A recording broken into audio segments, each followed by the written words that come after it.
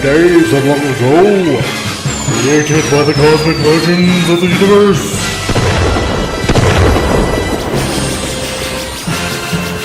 There stands one man, one great man, a man dedicated to preserving all that is good in pop culture. Loved by few, hated by many.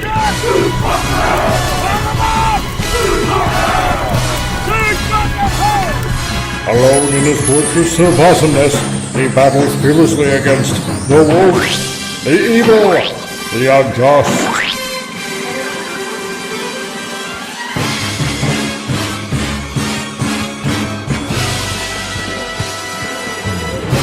To right that which is wrong, to stand for justice, to serve all mankind.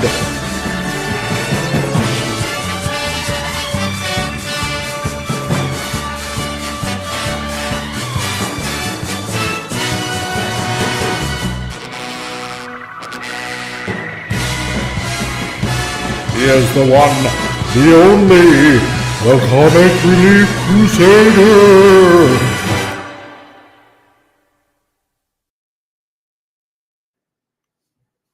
Hello, everybody. How's it going out there? Whether you're on the Rumbles, on the X's, or on the YouTubes, you've made it to Titillating Tuesday, episode 131, which is kind of amazing. And wow, everybody's just filing in like immediately. I don't even have to like really even advertise because everybody just knows the time and when to file in, like the good little troglodytes that you are. So thank you very much. And this being me, the main troglodyte of this channel, welcome to everyone that's filing in right now, and greatly appreciating you guys joining us today. And yeah, because I guess something magical has happened to this channel, because for the longest time I was flip-flopping around 1,285 subscribers, and then I ended up like gaining some, then losing some, then gaining some, and then losing some. So I was there for I don't know like how many months, like just teetering back and forth, and I was kind of like getting tired. And then just for some odd reason, and it just happened yesterday, I finally hit 1,300 subs. So I am over the hump. Kind of amazing. So you know, and I got to thank all of you guys. And you know what? And in particular, because this past weekend was TFCon over in Baltimore. And of course, like some of you know, obviously, because, you know, Transformers nut. I mean, you know, look at the avatar. Duh. You know, just happened to post some pictures, and I put on various Transformer fan collectors boards. Yeah, we'll be talking some stuff. So, you know, we gained some people that way, and that's the way it should go, because if you can cater to as much nerddom as possible, magical things happen. So, that being said, I want to say hello to everybody that made it in the nick of time. At least, you know, that showed up on my chat at least. So, you know, we got Gap After Dark, dude. Hello, nice to see you, my man. Great that you can join us today. Who else do we got? We got Bill the Scotsman. That's right. Jesus, I can't believe I'm awake for this, says Bill.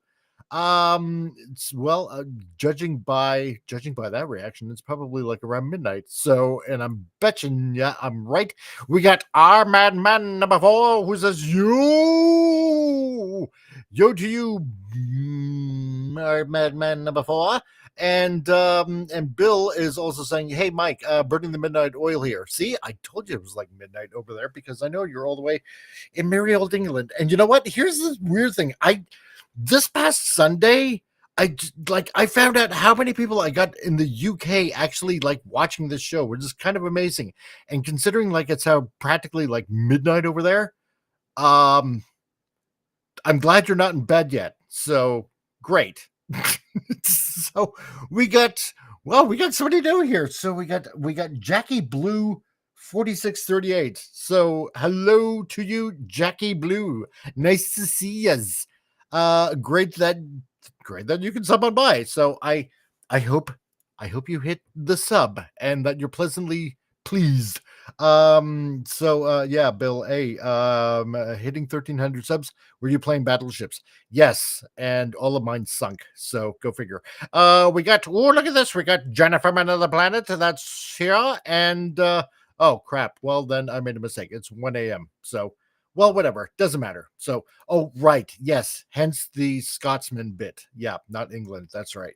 Because Scotland's more tougher. So, anywho, as we usually carry on with the show, let's introduce everybody on here, shall we? If you're blue and you don't know where to go to, why don't you go where fashion sits? And the first one on the show, because I have the Beatles gentleman, which is, you know what? I forget if this is your first or second or third time. I know you've been on here before, but I can't remember. But I'm being a gentleman. And ladies first, it is probably second. Yes. Mm-hmm. So you know what? For this year, we'll just say it's the first. So it's Jennifer from another planet. How's it going? Good. Doing good today. Hope it's good for you just today. Good. Well, yes, it is. Because on top of that, I found out I lost a bunch of weight. So yeah, I feel lighter. I feel like there's wind beneath my wings now. So the good thing when you lose weight is you start feeling like you have a little more energy than you did before. It does. Mm-hmm. Yeah, which I'm liking. So, and great to have you on again. So you know, love to have you. You blah blah blah can't talk on. Yes, we also got Jason Fox of Five Order Studios, who's better at enunciating the English language than I right now. So how's it going, Jason? Doing pretty well, man. Doing pretty well. Did a stream earlier, had Sir Talks a lot on, and we forgot to talk about any topics on our show. We just had a lot of fun talking about music most of the time, and no, just been working on my music, my band with my wife. So been recording a lot of vocals, screaming vocals, because I'm the screamer in the band. So, oh, that's true. Yeah, because I don't know how you do it, man. It's like. I constantly think that, you know, like when you're doing that, you're like ripping your vocal cords apart or something like that. Damn. Yeah, I'm fine. You know, I'm fine. It's just all about warming up and taking care of your voice. Mm-hmm. And such a lovely voice you have. Let's see. And I also want to say that you're welcome. Not gay. So, so want to just say a little bit. Well, oh my God. Really? No. I want to say I was gonna say Ledrod, but he's changed his name to Metallica Man. So how's it going, man? And we got John Peterson, otherwise known as Mr. Peterson, number 74. Hello to you, man. And my favorite German from Mexico, the Collector. How's it? Yeah, how's it hanging? You sent him over to our channel to spy on us, man. Come on. I did. Yeah, yeah. I love being a helping hand that way. So put on the words, good evening and hola and guten Abend. Yes, guten Abend to you too. My I was going to say my Frau, but that's the wrong word in German. So anyway, how's it going, dude? And it's nice you want to be a helping hand because that can be taken out of context in so many levels. Well, yeah, that's true too. So, and on this show, everything is taken out of context, it seems like. And he says, yes, Mr. Talks a Lot did talk a lot. But it was very interesting streams going deep into vocal theory. Yeah, Ooh, yeah. You must have talked about something very interesting. Yeah, we told a different show this time. You know, I was just like, screw the topics that I normally do. And we both are musicians, so it's fun to go into the vocal stuff and shit. So. Oh, I see. Okay. And Metallica, man, I changed nothing. That's my original YouTube name from like 2005. Really, Linrod? See, I'm so used to calling you Linrod now. But now I gotta call you Metallica Man. Oh, Metallica Man. Okay, fine. Let's see. And I also want to say hello to Joe Dog. What's up with you, dude? Nice to see you, man. And well, yes, I mispronounced and I said Frau. but yes, I have no problem paying you back in a beer. So there we It's go. not good to misgender And people, man. Come on. We're in no, it's 2025, bro. not. That's true. So, but speaking of stupid mistakes,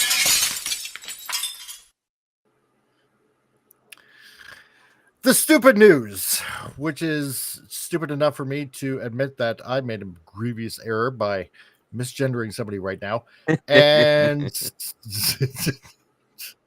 that's why I love this show. I'm the idiot. So, and speaking of misgendering people, well, we just might as well get into let's see, this kind of news that I happen to have right here, which just for some odd reason just happened to get misplaced. There we go. Now we got it. And I'll bring up the chat on top of that because everybody likes to see themselves yippee yap away, which is great. So this in stupid news. Yes, apparently from Stats New Zealand, today is International Pronouns Day, a chance to reflect on how we can create a more inclusive and respectful environment. This LGBTQ, or as I like to call them, what do I normally The call them Alphabet again? Mafia? Yeah, no, gay premium. That's what I normally call them, the gay premium people. That's a good one. Yeah, the gay premium people. How many days do they have now? Like, yeah, come on. It's like every Well, they single got all of month. June. And they have all Yeah. months. It's like if you come to Norway, they have all months. There's like something LGBTQ stuff happening. They have all the fucking days. Sorry for swearing. Was it last month or the month before that? Like, what was it, Transgender Month or something like that? Something like I that. forget. They have so many months that I lose track. So, Collector, I was ahead of the curve, and I was trying not to leave anybody out. So there you go. Mm-hmm. Janet, what's your thoughts? Well, I just don't understand why they're so special from anyone else. Because I mean, they special don't means have like retarded. handicap days month after month after month for people with missing limbs and, real problems compared to these people just dyeing their hair a different color and wearing female clothes when they're male or male clothes when they're female. And when you have people that have missing limbs and their hair is falling out or all kinds of problems and they don't get months. I mean, no, you got to me, I exclusive don't understand enough. why they're put way high up above others when I don't see them doing anything special for other groups of people. Down syndrome month. There's so many other diseases. Cancer month. Right. Pregnant month. I mean, I'm just saying, there's so many different things, but they pick that. That's the most exactly. important, So. Well, yeah. Lenrod said, yeah. So it's deliberate wrong pronouns day. Got it. Exactly. So, and John, yeah, mine are she and it.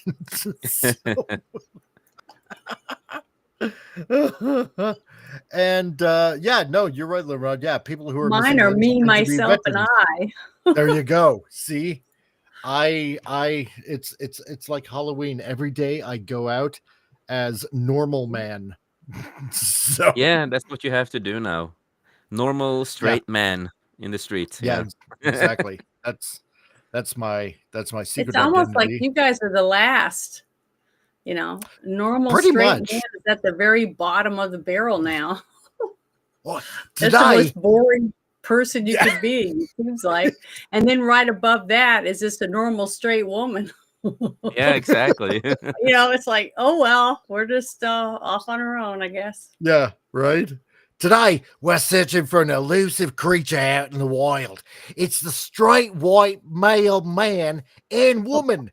Now, I don't know if we're going to be able to find one, but if we're lucky and if we're really, really quiet and sneak up behind them, well, maybe we might be able to catch one in the wild. But like, does it really matter? Oh, and of course, Tim just in the nick of time. So my pronouns are none of your damn business. So there we go. Exactly. I like that one too. Put that on the card. And the collector, I have pronouns. I have pronoun day every day. I teach languages, and yes, old school German professors like me still hit students more mispronouncing any word. I usually start my lesson with supercalifragilistic. Oh, I see, supercalifragilisticexpialidocious. Mhm. I like you. Yes. Wait.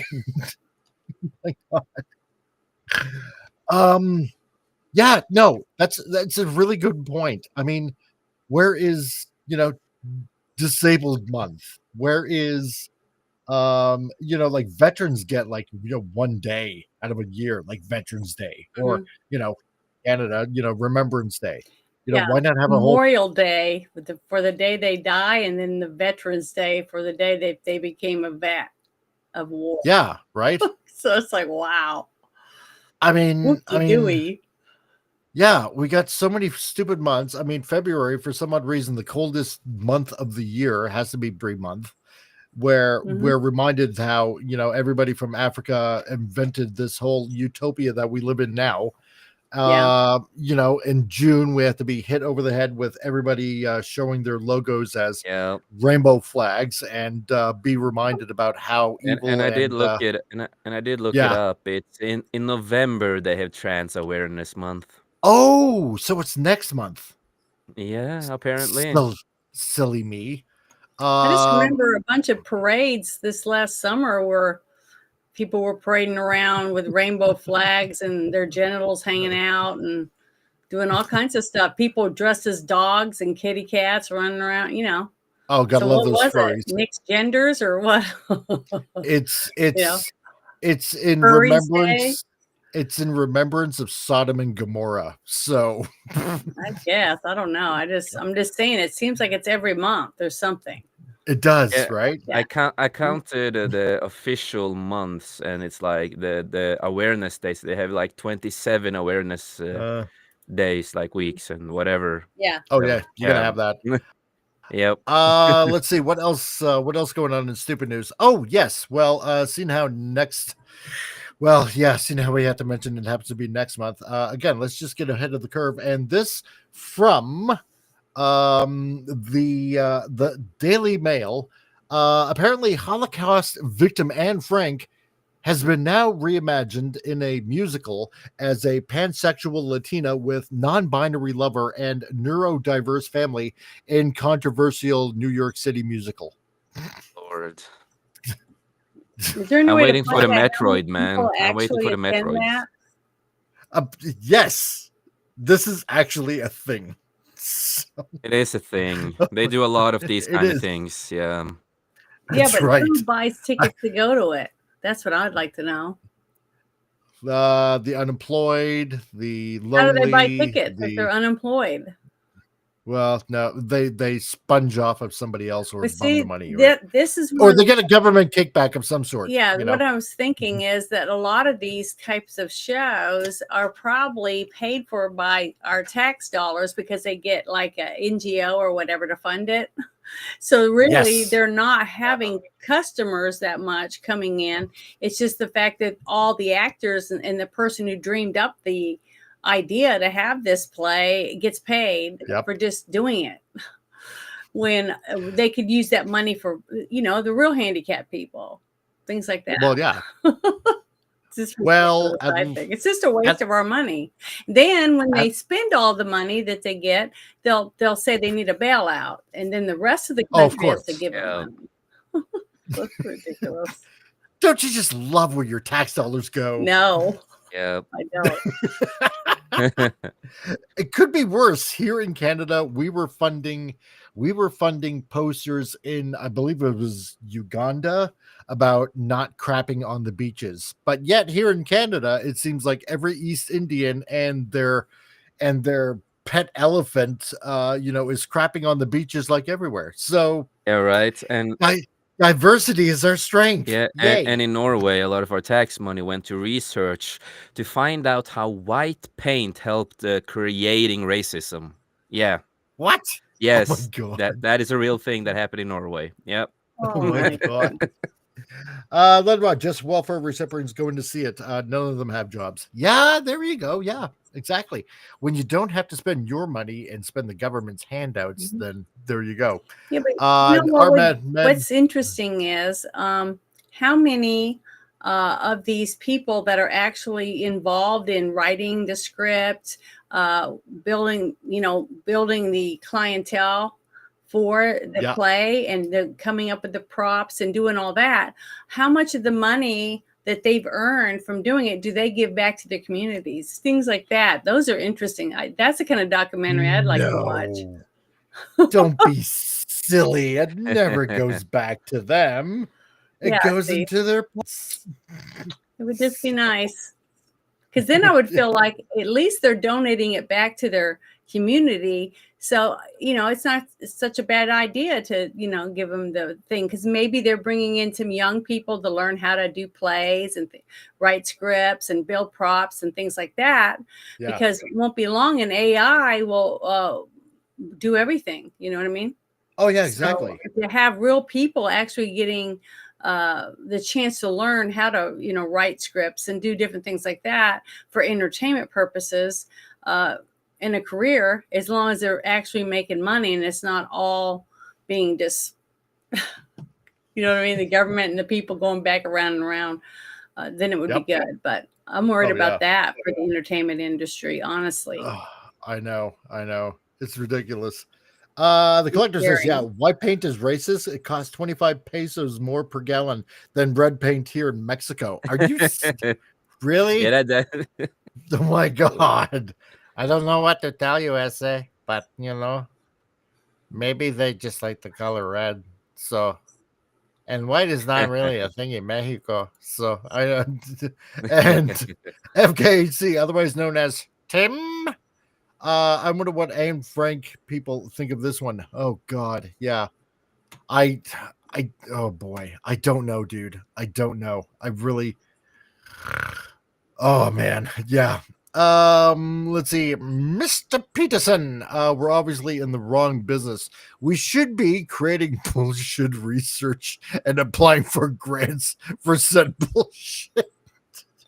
Yeah, All yeah. you have to do is Exactly. find a weird looking bug in your yard and Right. then contact someone at the state in the agri department and say you found this weird bug and that you would like to get a grant so that you can Yes. make sure that this bug and its family have a nice environment to live in, and you want to keep your yard as a sanctuary. Oh, For there this you bug. go. That's an awesome Something like idea. that. Oh my And then God. you See, can everybody, make some Janet just money gave us doing the it. most. Yeah. Janet just gave us the most brilliant idea. So, everybody out there, find some sort of bug that you've never seen before. I know it's going to be a little bit hard. Apply for a government grant. Say it's like some sort of endangered species, and then you'll easily pocket like maybe a couple $1 million, Mhm.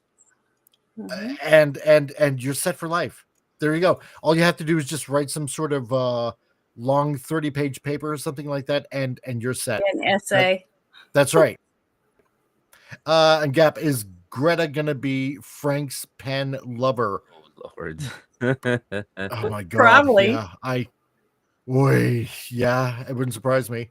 Oh, and Tim, I was talking about the Anne Frank Museum itself. Oh, yeah, right. Mhm. Dang. Because yeah, she is a public figure. And you would think this would be out of bounds, but ooh. You know what? I don't think actually, Tim, I don't think the Anne Frank Museum could do anything about it, because if they do, then you know exactly what would happen. It would be the whole LGBTQ plus blah blah blah blah blah The blah whole blah. premium squad. Now, if it was Exactly. you guys, if Making an outrage. you two decided to do something, right? Oh yeah. Let's say either Right. one of you decided to write something about Anne Frank and make a play, and the men would play the women and the women would play the men, or whatever, some Yeah. a backward mirror version of Anne Frank, right? You guys Yeah, would get yeah. sued, but because you're white straight males, but because Right. they aren't, they can pretty much do whatever they want. Yep. Doesn't Exactly. matter who they Exactly. who they write about. You're Sad. damned if you do and you're damned if you don't. Yeah. Just be gay Leonard and says, You will not get in trouble. Mhm. No, exactly right. That's right. Leonard says, "Ooh, I have a legit rare bug in my yard. It's a very rare glowworm, neat looking critter." He says they live underground, only come up above ground only once every few years. Yeah, looking Like, for okay, are you? for mates. Yeah, like I don't know if he's actually joking or if it's actually serious. No, their Because this, glowworms are real. You can just take some pictures and video and document it, and then say that you need to make this yard a sanctuary because you do have glowworms. You want to make sure they come back every time they're supposed to. But just, That's right. say that you But think No they're gay. chemicals, all that kind of stuff in your yard. Andrew Frank. Andrew yes. Frank. Yeah. God. There you go. See? Oh God. And Gap, is Mike white? I've never seen him before. Bullshit, you haven't. You liar.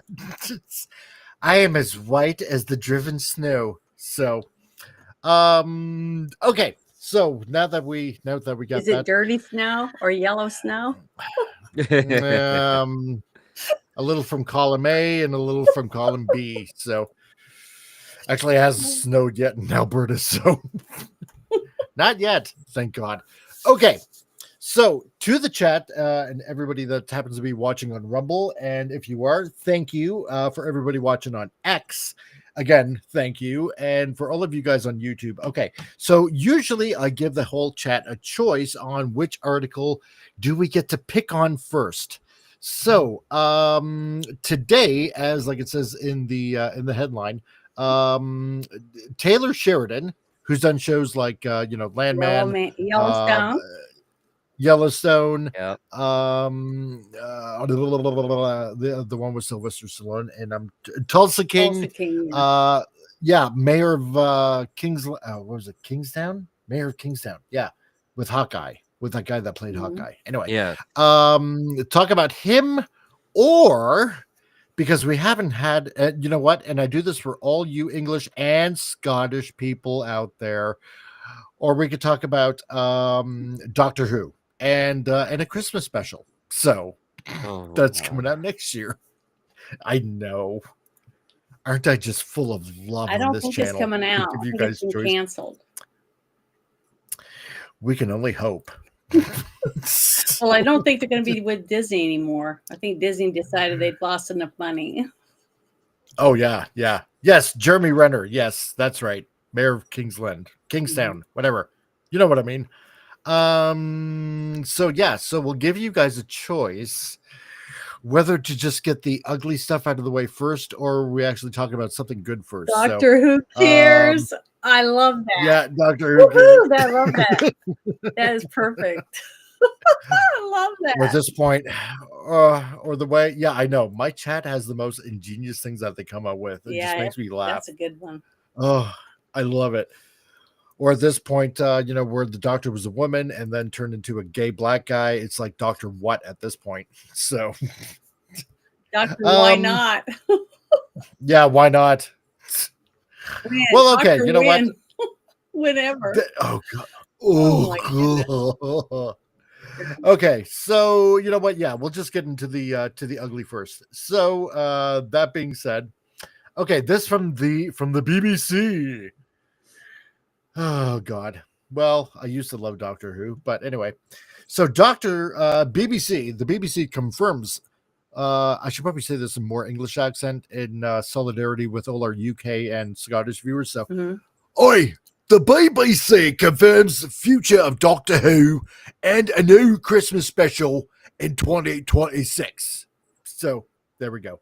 That's as gritty as it gets. So it's not too bad because I figure this show has gone to shit, and so is that accent. So. Might as well. And usually I do that for super chats. So and that reminds me, you know what, because I haven't done that in a long time. That's right. So everybody, there is a thing that I used to do, and you know what, I'll even bring it up now. Is this, oi, you watching the stream right now. I'm reading articles like a pro, but guess what? Your papers and ears deserve more than just a silent scroll. That's right. No one else is getting that kind of level of fame. So, if you just donate maybe a mere $5 kind of super chat, you want it, and I get to use the voice that you kind of want to hear right now. So that's right. So for a mere $5, I have to perform some sort of insane voice, and I know that Tim generally gets a kick out of this because he puts me through the ringer a lot. Where for every $5 super chat, I have to do a particular type of voice, or at least try to do a particular type of voice for 5 minutes. So, and for every $5, I have to extend that by another 5 minutes. So thereby letting you guys be complete and utter sadists. There we go. Exactly. It's so What's true. the hardest one you've ever had to do before? Oh God, the hardest one that I ever had to do before. Oh, that was a good one because it went on for like practically, I think, about a half an hour. What? Yeah. Where FKC, otherwise known as Tim, donated $30, and it was a particular type of voice, and I had to do it. I had to do it for 30 minutes, and I'm trying to remember what it was. And I don't know, Tim, if you remember, you can remind me. But it was crazy. My throat was sore after a while. I think it was a pirate. I think it was. I'm pretty sure it was. So, and yeah, thank you, Collector. And so your accent reminds me on the last guy who sold me food in London before he left Europe. Oh my God. It was chicken tandoori, and the guy was from India. Oh my God, really? Well, I mean, I could be reading this whole entire thing in, East Indian accent, but that exactly would not be proper. But maybe it might be, considering it's England. So, in full of these people. So, anyways, so today, oh, damn.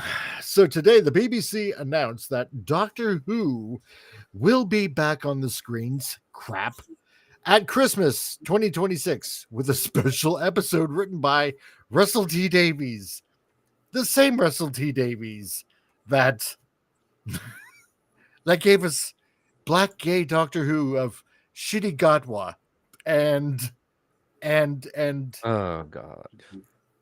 yeah, and multiple possible Romp in the Haze storylines that never came about, and filling everything with cultural diversity and stuff like that, while basically making a mockery out of people's religions, like That the baby Anglicans and stuff episode. like that.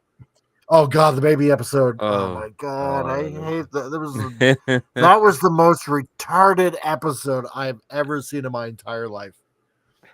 God, I hate that episode. Yeah, that was terrible. Oh my That God! was And the monster was made of boogers, baby boogers. yes. God.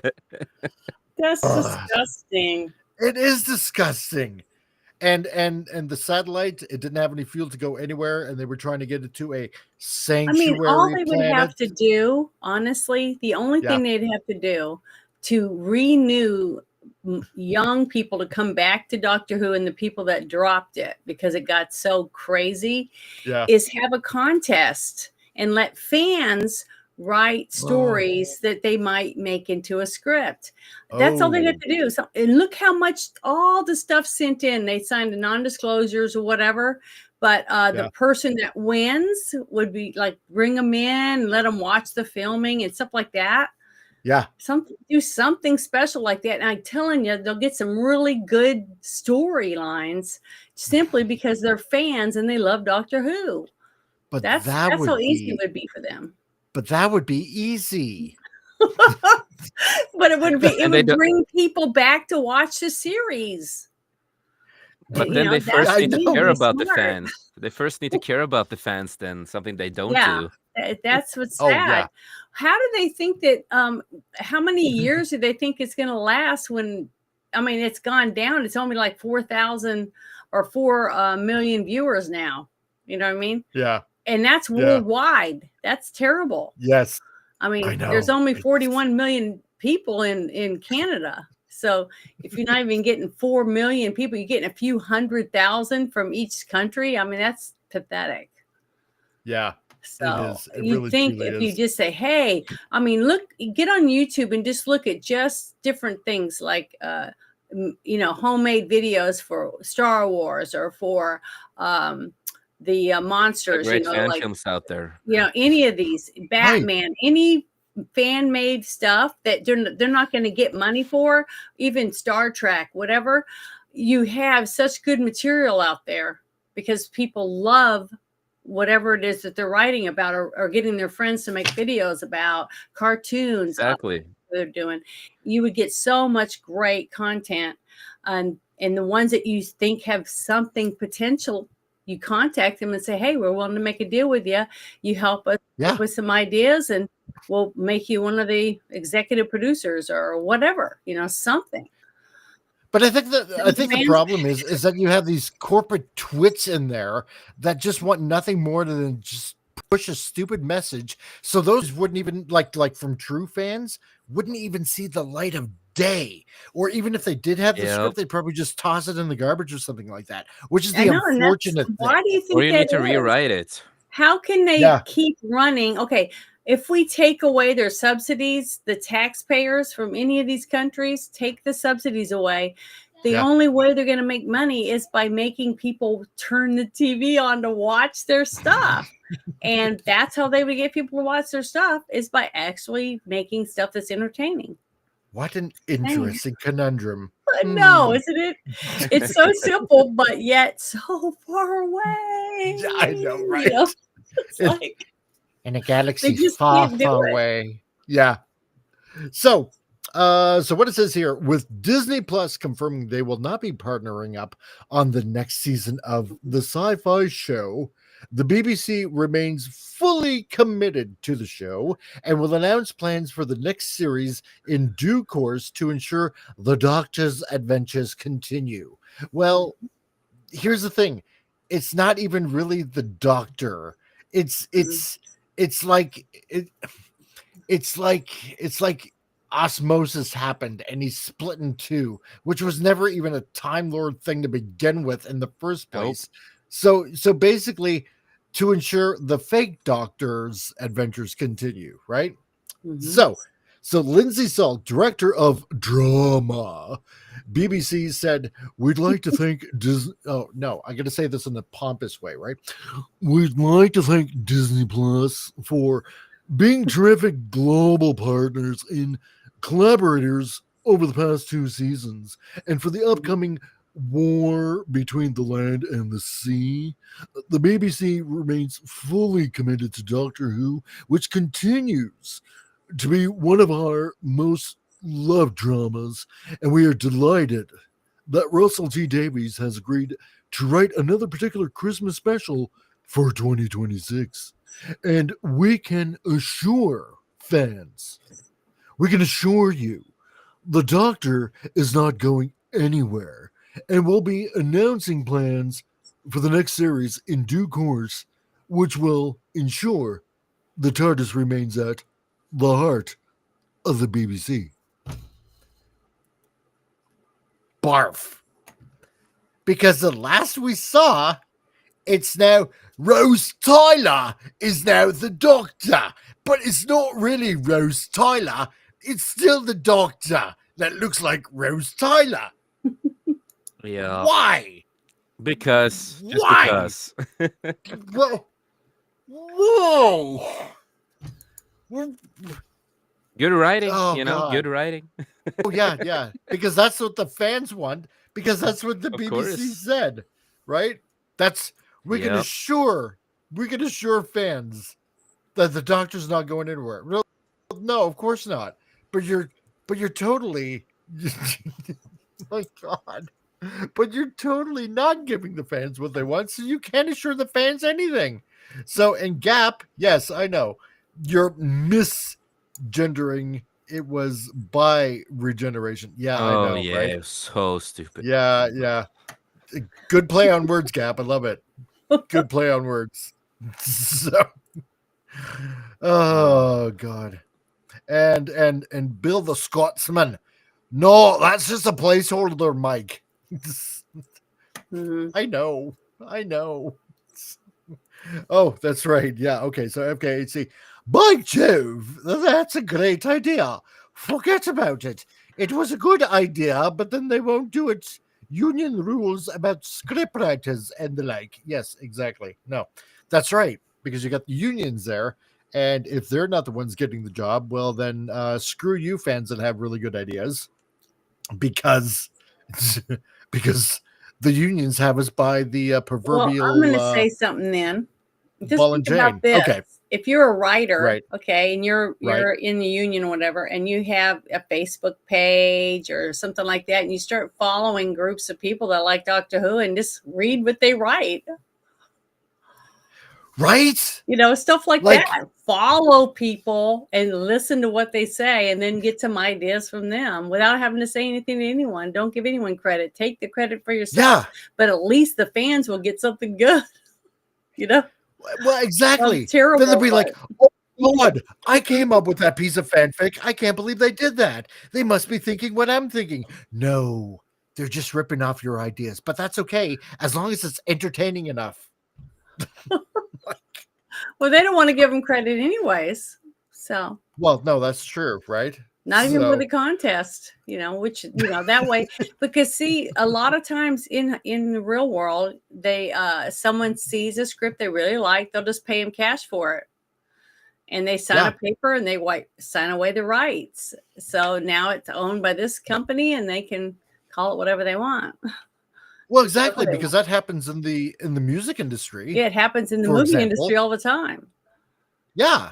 Yep. Right. So the guy that wrote the Santa Claus, he got like a few $1,000s for that script, and they made 3 movies out of it. So right. I'm just saying it happens every day. So I don't see why any union would, lose out, because they'll be making money, because the numbers will just go right back up to probably where they were when Doctor Who first started coming out. But that means they have to do actual work then. Yeah. So, which is putting pen to paper. Well, I know, but and we all know we all know writer's cramp can be a bitch. So yeah, that's what computers are for. Talk to tech. Oh yeah, that's exactly. ChatGPT for the ultimate laziness and unions. Oh my God. But no, have a contest that, because it's a really good idea. Have a contest. Whoever comes up with the best, Doctor Who, Marvel, DC, whatever, doesn't matter. But, have a contest. Whoever comes up with the best story, right? Then, we'll do it. But also, what, to sweeten the honeypot a little bit, have them actually be a part of the show. Yeah. Even if it's like a little speaking role or something like that, sweeten the honeypot a little bit like that. Do that. Yeah. Why not? They could. So but it's just that I don't know why they haven't thought about it. You'd think that there's a huge corporation that is used to making lots of money, and they're supposed to have smart people working there, and none of them's come up with that idea yet. No. Doesn't make any sense. But the key words being they're supposed to have smart people. Yeah. So the thing is, so before next year's special, fans of the beloved series, well, the used to be beloved series, still have much to enjoy with the war between land and sea. I have no idea what that is, but suppose all of you guys in England and Scotland can fill me in on that. So heading to BBC iPlayer and BBC One later this year, as well as a brand new animation series for CBBS. Oh, okay. That's the children's thing, I think, which is in development. So, yeah. So this Christmas special next year, yeah, it's going to be Russell T Davies and Bad Wolf. And yeah, with BBC Studios for the BBC. So this is the weird thing.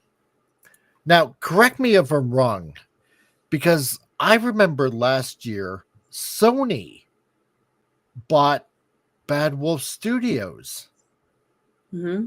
And I know I heard that somewhere. So what happened? How did Disney get involved in the first place? That's the weird thing. because I mean, Sony, I know they shared a bit, with Spider-Man and Disney, right? And that was purely collaborative. It was like, hey, we'll split the profits half kind of thing. But why doesn't Sony have more of a say with what's going on with Bad Wolf and with Russell T Davies? That's the mystery. I don't know. Because I Somebody must have I heard that they bought it up. bought some of the rights, or they there's different agreements you can get. You can ask someone to table something. That means they put it aside, but no one else is allowed to purchase it until they look into it to see whether or not they could use it. Or you could shelf it, or you could there's just lots of things that you could do, different contracts you can write to try to keep your hand in it, to where other people can't take it away from you while you research and see whether or not. So maybe they made a deal with the people who own Doctor Who to see whether or not they could take it and make money out of it and grow it and see what numbers they could get, because it is now streaming services mostly. It is, won't be long, and there probably won't even be just regular TV where you can turn the TV on just from your bedroom or whatever without having to, the internet or cable. So they're trying to figure out how they can do that across different streaming services and see how they can make some extra money. But it just didn't work out, because from everything I was looking at about the numbers, it just got progressively worse and worse and worse over the years to now it's only like I said, 40 million people. Yeah. That's really bad when you think about worldwide numbers. It is. It's super bad. Yeah, exactly. And it was in 2001 where Sony acquired mostly everything in Bad Wolf, and they also they have like a whole long-term partnership with them. So yeah. So it's really weird. Really, really weird. Yeah, it depends on who's involved in it. Certain people from the BBC and then other people from Disney decided that, well, we're not going to sell it to you outright, okay, because then they could take the whole thing and put it on the shelf because they're not making money, and said, well, in 5-6 years, we'll pull it down and we'll see what we can do with it. But at that time, all the people have no job. Right, all the people that were involved. So what they're doing, BBC held on to it enough to try to, because as of now, remember they're having some type of other money coming in, subsidies. Okay, and if they sell it outright, they lose those subsidies. So I'm sure they willed and dealed so that they get their hands back on it. Even though Disney said we're out, we just can't afford to lose any more money on it. Basically. We tried, we did the best we could, but they lost their shorts basically. So, and Disney needs the money. Oh God. Yeah. They're dying at this point. So Gap, that Rose actress, what day is gonna regret the decision to come back as the Doctor for her career? Oh, that means she's greedy. You know what? Yeah, it could be that, or maybe she's seeing it as this is going to reinvigorate my career. Like, I don't know if she's done anything recently in the past few years. Maybe she's just in, I don't know, some sort of actress slump. That Billie Piper happens to be in. I don't know. Maybe. I don't know. Maybe Russell Davies said, "Oh, hey, why don't you come back to Doctor Who? I'll make you the Doctor, and that'll reinvigorate everything for you again." And it's just one bad decision after the other. I don't get it. You know what? Here's the thing. Here's the weird thing. This is, because I'm having a little bit of a flash here in my head. Because this is how weirdly, possibly perverted this is probably going to get. Okay. So David Tennant's Doctor is on Earth playing house, right? And now we got Billie Piper Rose Tyler Doctor Yep. Out there floating around, right? And as we know, David Tennant's doctor, well, had a thing for Rose Tyler, right? So, which obviously he left on alternate Earth and another universe, blah, blah, blah. So, what's going to happen if these two, right, Dr. Rose and Tennant Doctor, I bet you anything, Russell T. Davis is probably going to write some sort of weird Christmas special where these two get together, and it's going to be so cringy beyond belief. It's just going to make my head explode. Why would that not surprise me? Oh, God almighty, I hate the thought of Apparently, that. because you don't believe they've scraped the bottom of the barrel yet. Yes. Now it has to get to self-loving sodomy action of some sort. Oh, my Yep. God. And as you asked, like- the last thing Billy Piper did other than Doctor Who was the Wednesday season 2. Mm-hmm. Yeah. Russell T is that sucked basically the too. British Klutzman. Yes, he is. He's the British Kurtzman. That's what Yeah, he is. exactly. Oh my Yep. God. Yep. For sure. Yeah. Gap. If they were going to make any woman at the doctor, it would have been River Song, in my opinion. You know what? I would have been kind of okay with that. I would have been okay. Just with good writing. Okay, see? Well, yeah, just with good writing, yeah. Good God, man, don't give them any ideas. No. It's too late. I bet you it's already in his head. The weird thing is, it's like you have to enter their warped, perverted mindset, and then you can kind of figure out probably what they're going to end up doing. So yeah, because the doctor was already gay, right? There you go, Gap. Yeah, Rose and gay doctor and David Tennant are all going to emerge into Dr. Lizzo. Oh, good There we go. lord. Oh my, no. Oh my. Split personalities. That might be interesting. Oh man. They haven't done that yet, have they? I don't think so.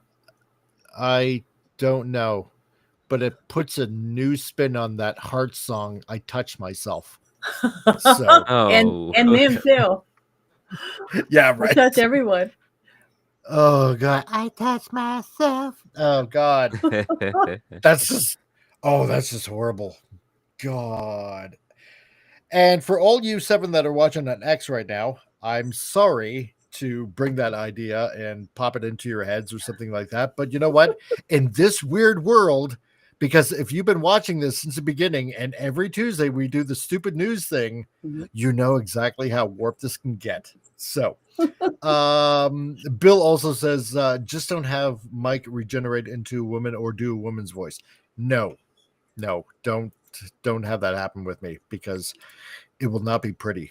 So it's bad enough I already showed up on King Dolphin TV in a dress. So, and that's a long story.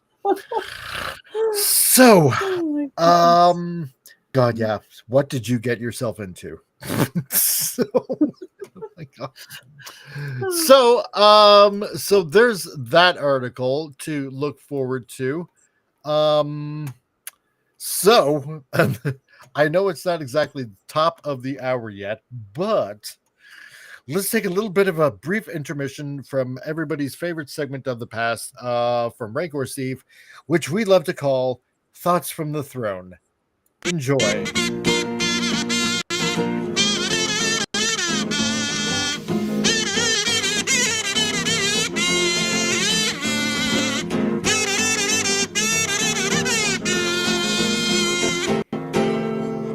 I love that.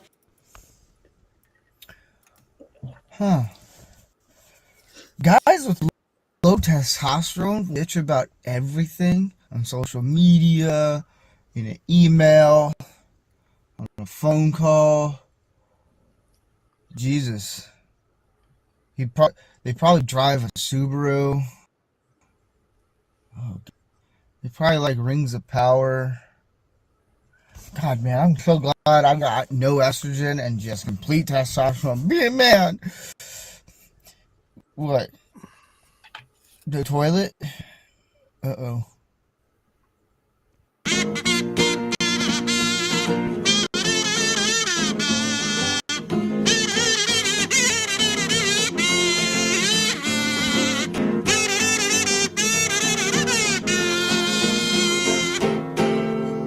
I love that. And there you go. There's your thought on the throne from Rancor Steve. So, about testosterone. So, and he needs as much as possible.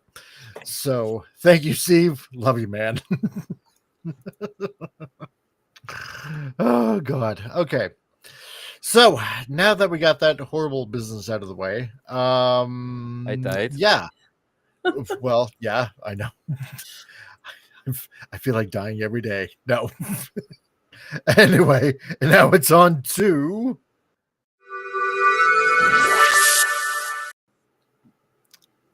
okay. So the next article that we got up for everybody's viewing pleasure, we got this that is on Bounding in the Comics.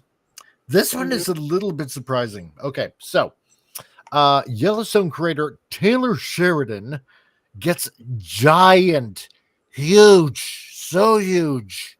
He gets a huge pay raise and switched to NBC Universal despite claims that move is not about the money. I doubt it very much. So, but yeah, I guess he's going to be leaving Paramount and going over to NBC Universal. And I Looks doubt like very it. much it's not about the money. So, Well, I heard that he and Harrison, what's his name? What was the lead guy's name in Yellowstone? Oh, Dances with Wolves. Yeah, Freaking that guy, that yeah, actor. yeah. That they butted heads, and that he was Just arguing about a lot of things that he didn't like about yeah, Yellowstone.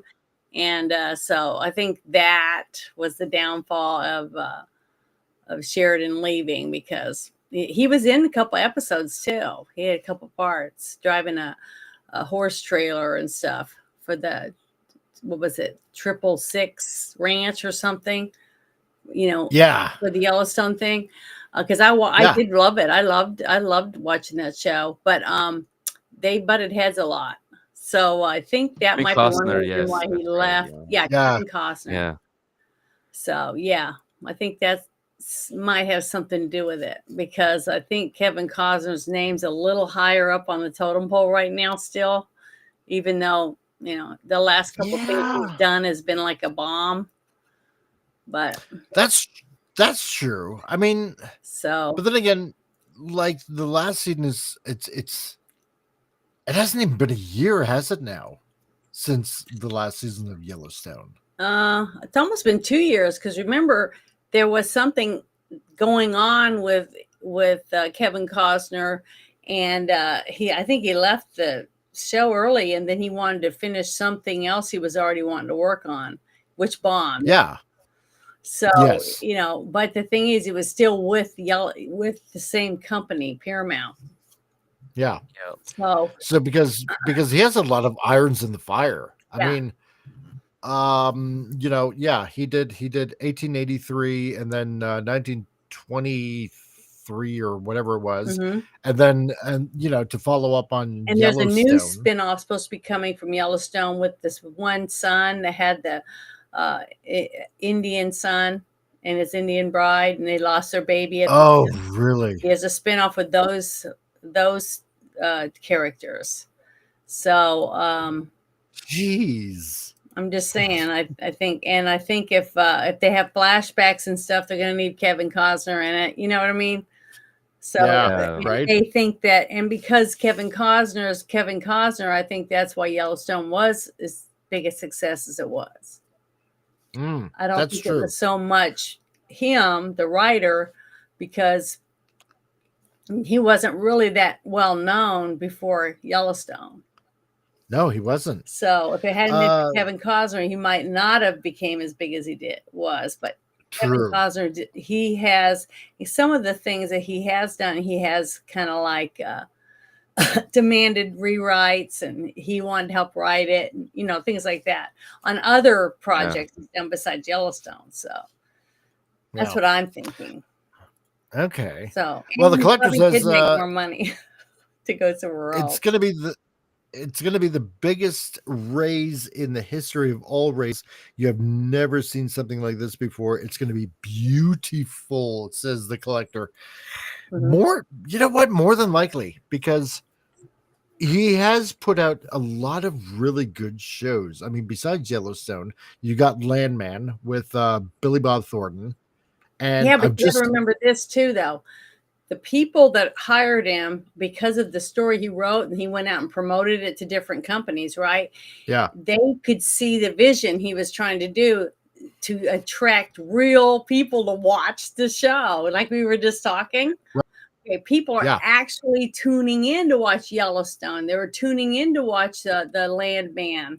Yeah. And Tulsa King. Okay. So they're making money off a hit program, and as long as he keeps writing stuff that grabs people like us, down to earth people that want to watch a show, he's gonna be successful.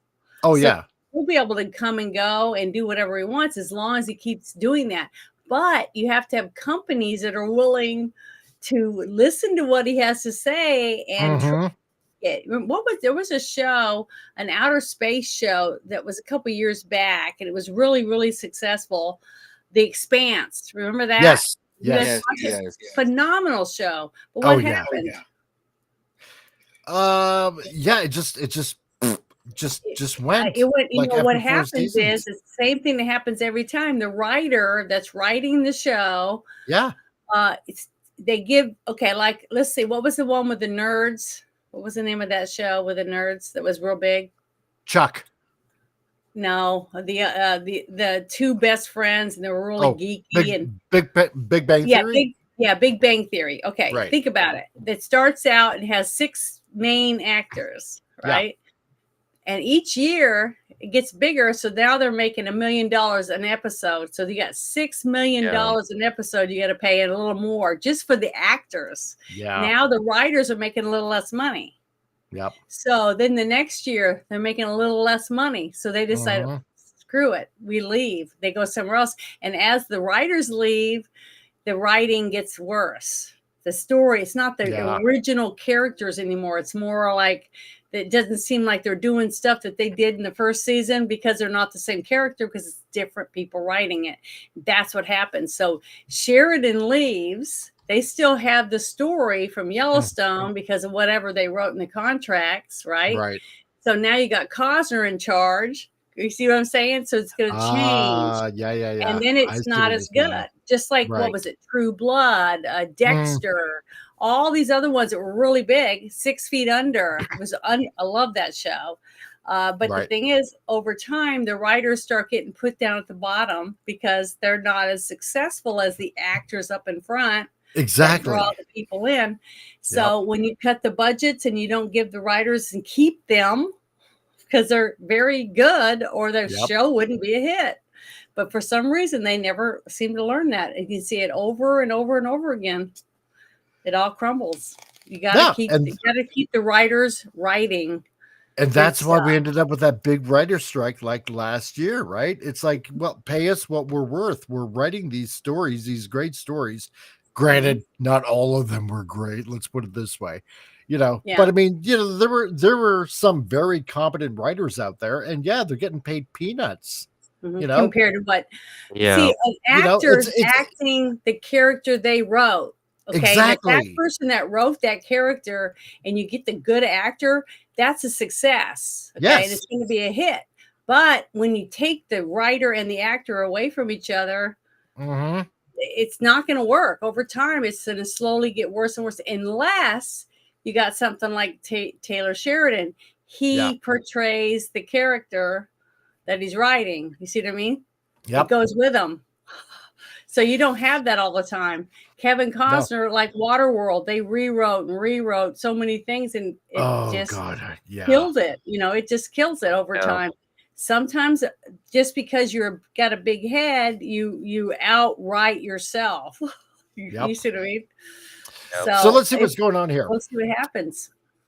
So Taylor Sheridan's move from Paramount to NBC Universal is arguably one of the biggest talent swoops of the decade in the entertainment industry. So the prolific writer and director transformed the fortunes of then struggling Paramount Global with his hit show Yellowstone, which, besides becoming the hottest product on cable, earned Paramount Plus more than 80 million new subscribers.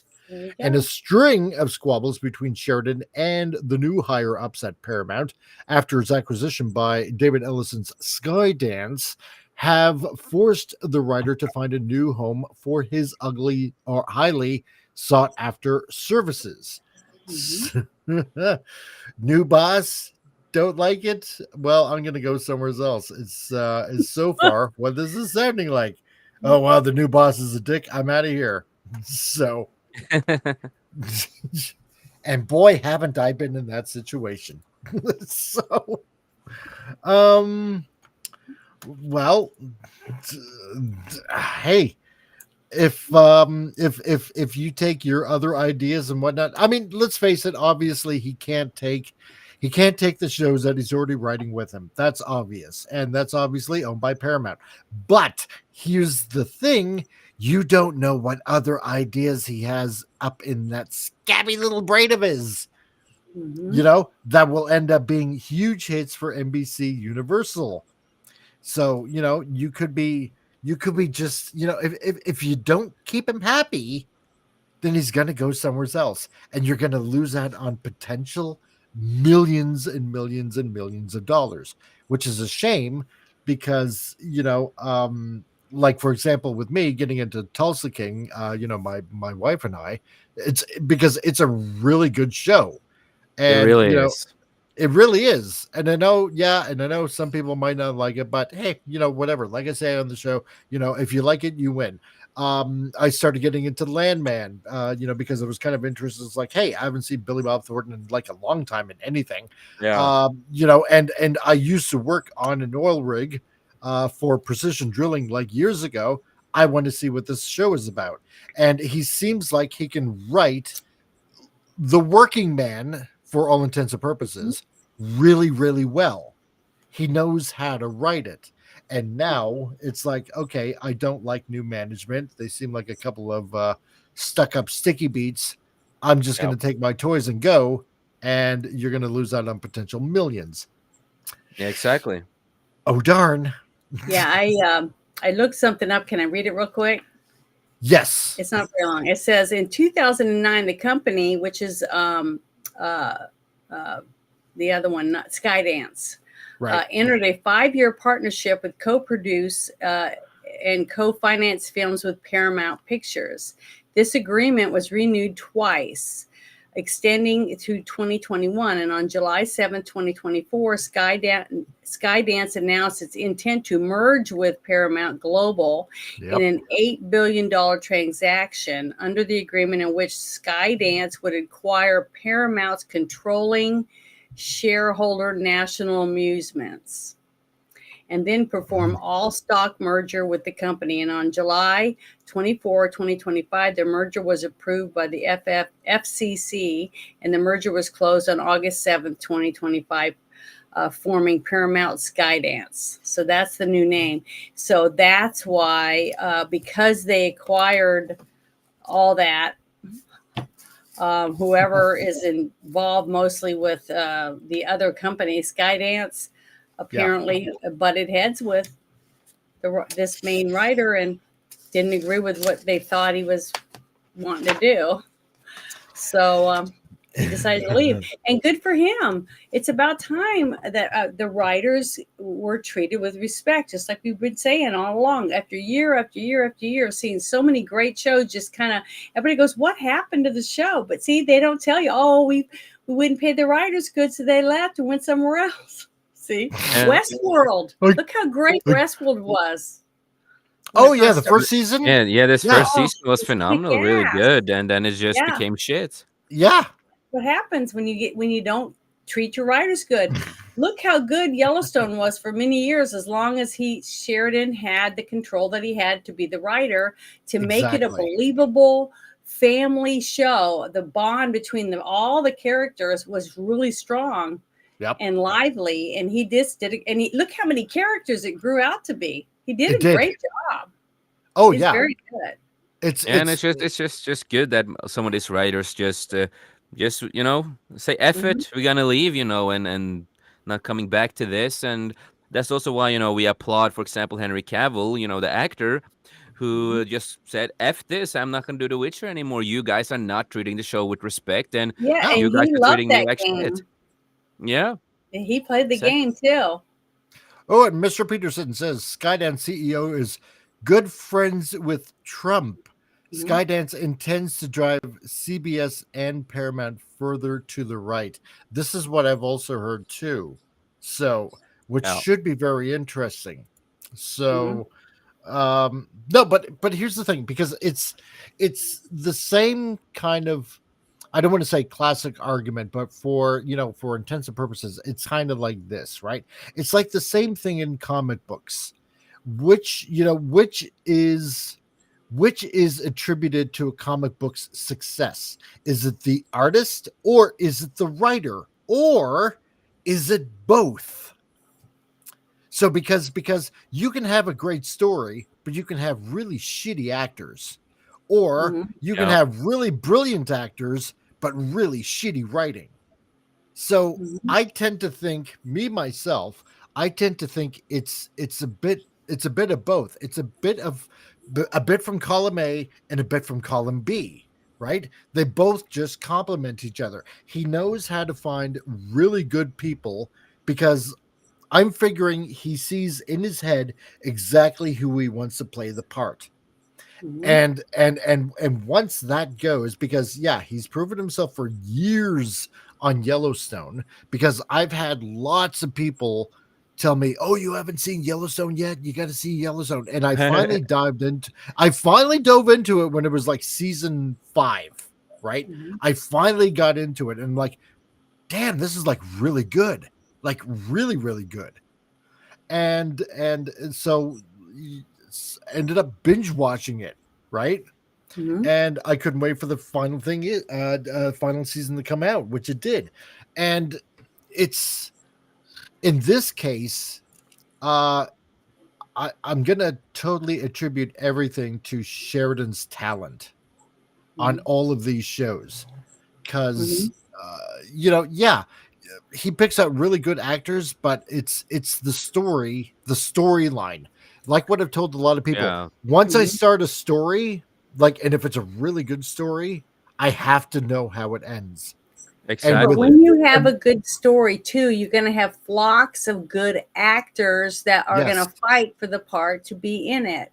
Yep. Then you have better quality people. You're going to have better prop people. You're going to have better set design people. You're going to have better stunt men. Everyone flocks to the good stories because they want to be in a successful movie or a successful TV show.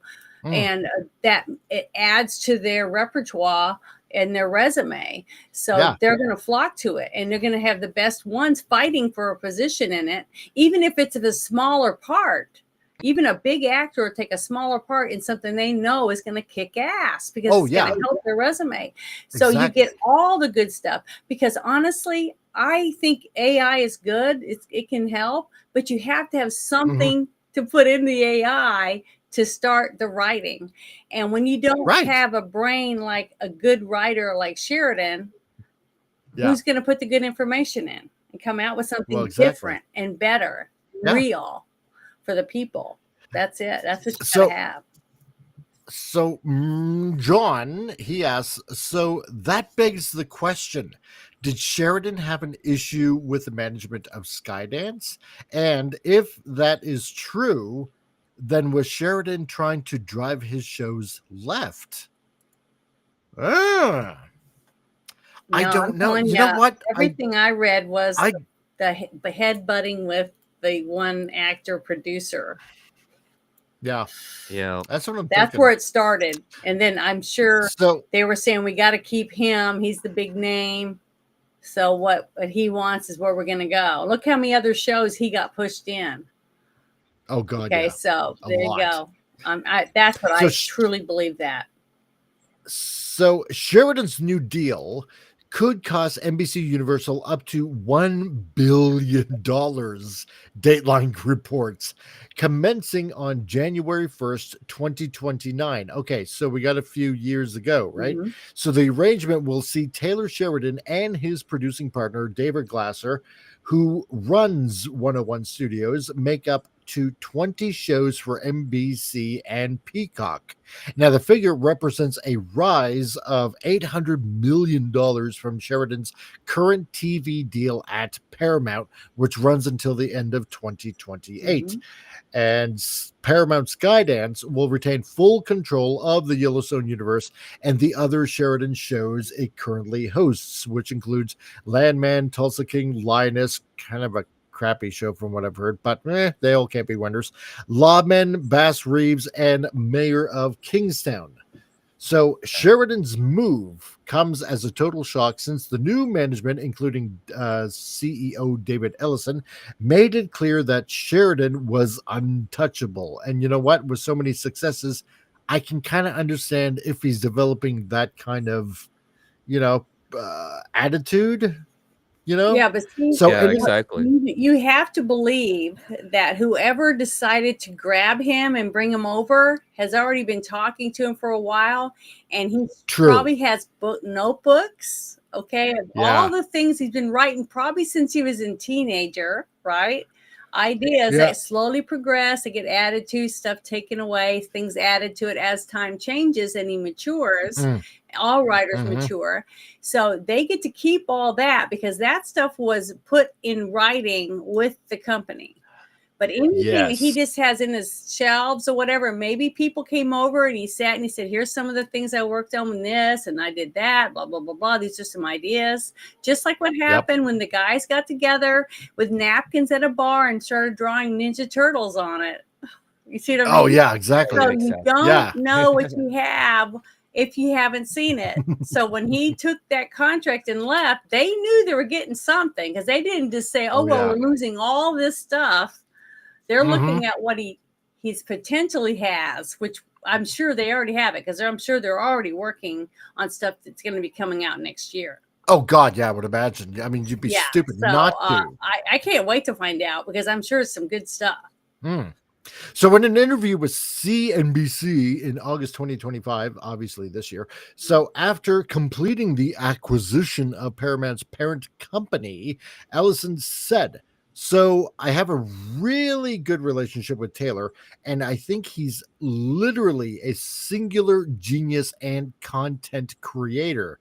I mean, when you look at him, he literally has a perfect track record. Well, maybe not so much with Linus, but no, I get what he's saying, right?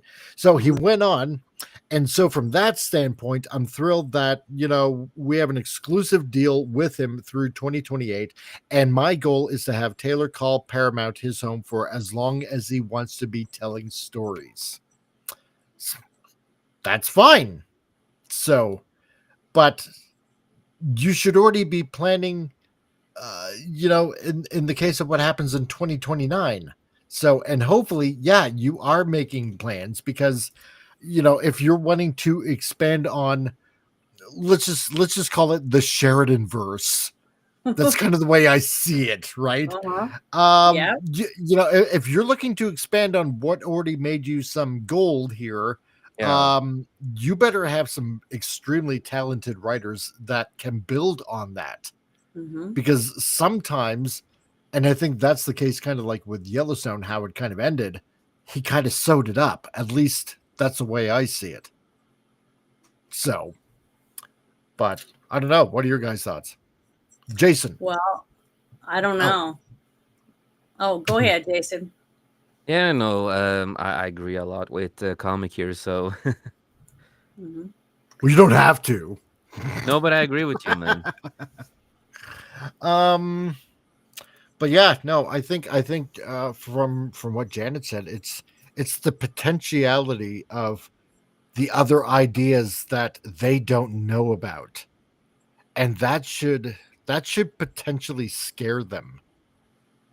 is what Well, I'm thinking. honestly, when you have To lose all that. someone who's a good writer, Yeah. okay, you don't, when like Sheridan is, okay, he knows what he's doing. I really believe he does, because a good writer that knows he has something good, like I said, in his little notebooks that he hasn't told anyone besides his, his close family and friends. But Right. you're not going to go to a bar and blah, blah, blah, because what happens?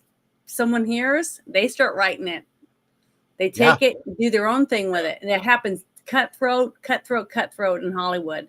So he's going to be zip-lipped, period. True. Okay, unless he has a non-disclosure signed where they can't take it from him. See what I'm saying? So I'm sure when he was in talks with certain people, they signed non-disclosures with him. Okay, and they saw something. He's got some things that they want and they think is potential. Just because some of his other stuff has been, greasy, dirty type things doesn't mean he doesn't have something that's more superhero-like or futuristic or even back caveman times. We don't know. We have no idea. Right. But I'm telling you, he's got some good stuff coming up. And I'm excited about this new venture for him. And it's gonna, to me, I just want to see the person that's on screen right now get his comeuppance.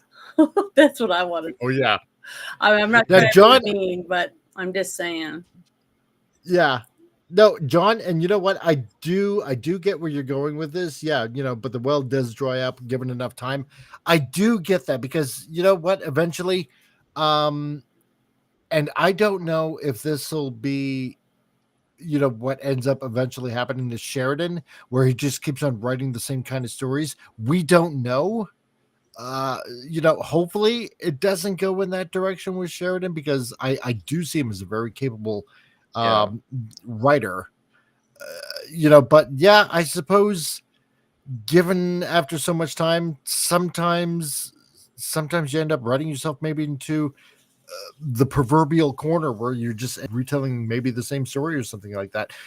Don't know. We just have to wait and see, I guess, and see what happens. So, well, no. you can't write too much the same because there are certain copyright issues once you've signed documents and stuff. So I just don't see him thinking that way. Look how different Landman is to Yellowstone. That's true. Okay. Yes. It's two strong men in two different shows. Yes. But to me, there really isn't that much about what they're each doing that's the same. Yeah. It's a totally different story, totally different outcomes on each episode, things like that. So I think he's got good potential to knock it a couple more out of the park. I really do. Yeah, he does seem to be very versatile that way because, like you said, Yellowstone is pretty different from Landman.